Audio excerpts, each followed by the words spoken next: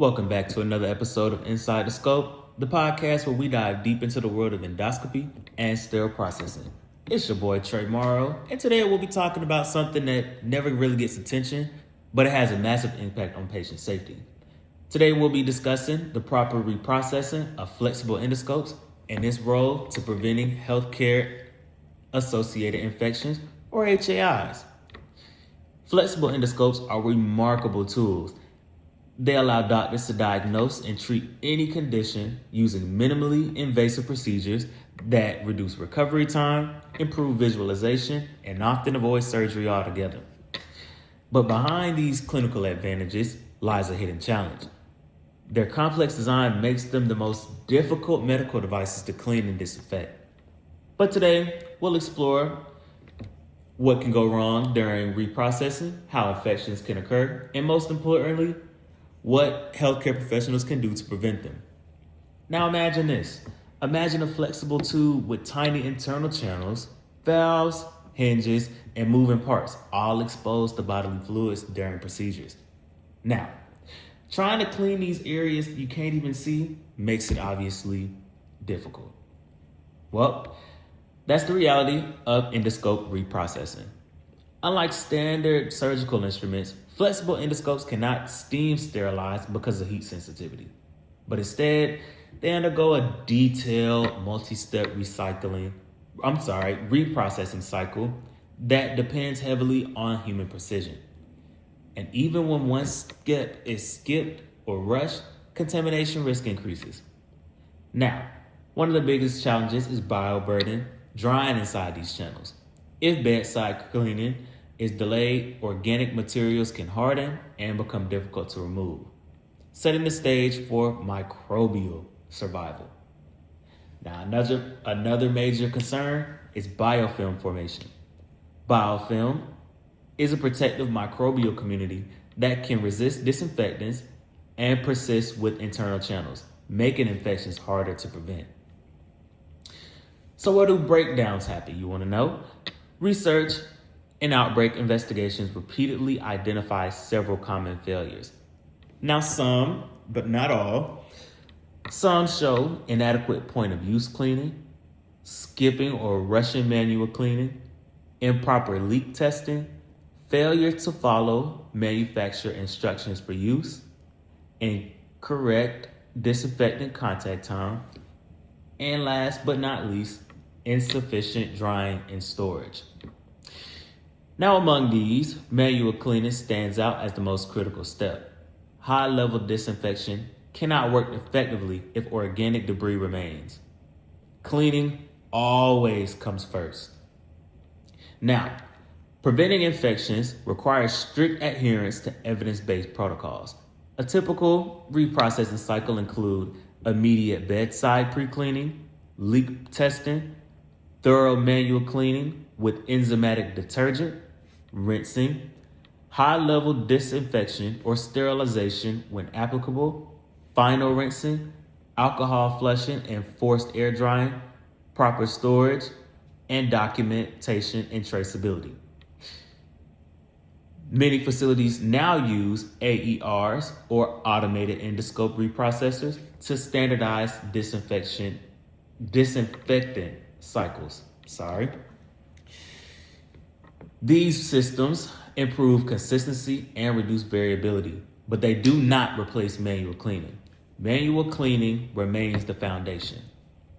Now let's shift the focus to people behind the process. Even the best protocols fail without the trained staff. Endoscope reprocessing is not intuitive. It requires hands-on training, competency validation, and periodic refreshers. Studies show that facilities with structured training programs experience significantly lower contamination rates. Why, you want to know? Because competency assessments ensure that staff are understanding brushing techniques, flushing requirements, detergent use, and disinfectant contact times. Training performs with written instructions into safe clinical practice. Now, let's set a real example. In 2018, a U.S. healthcare facility identified patients exposed to multi-drug resistant organisms traced to improperly reprocessed duo endoscopes. Now, the investigation revealed several gaps, such as incomplete manual brushing, insufficient channel brushing, and inconsistently testing. Now, the facility responded with enhanced training, strict IFU adherence, and routine microbial surveillance. After implementing those measures, no further infections were happening. Now, this case illustrates two key truths. Reprocessing failures can have serious consequences, but they can be preventable. Now, shifting over to monitoring and quality safety nets. Monitoring plays a critical role when identifying hidden process failures. They're often used to do ATP testing to detect residual organic materials, random microbial cultures, direct observation audits, and documentation reviews. Now, think of monitoring as a safety net, catching problems before patients are affected. Over time, this data guides improvements, retraining, and endoscope equipment replacement. Now, another overlooked factor is scope aging. Scope aging is when repeated use of a microscopic object can have damage and resist cleaning. Routine inspections, maintenance, and time repair are therefore essential components of infection prevention. Sometimes replacement, not reprocessing, could be the safe option. Now, endoscope reprocessing represents nothing more than a technical workflow. It is a direct patient safety intervention. Failures can lead to infections, increased healthcare costs, loss of trust, and adverse clinical outcomes. But strong reprocessing programs create safer environments. It supports regulatory compliance and improve patient outcomes. And most importantly, they protect lives. Now, let's wrap up with some key takeaways. Follow manufacturer IFUs precisely. Use automated reprocessors to standardize disinfection. Provide ongoing staff, education, and competency validation. Monitor effectiveness with audits and testing. Maintain and replace aging scopes, and document every single step of traceability and quality improvement.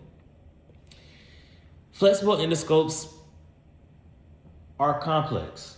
Not gonna lie to you, but they are. But it's manageable with the proper protocols, training, and monitoring. If you work in sterile processing, endoscopy, or infection prevention, take your time to review your facility's process.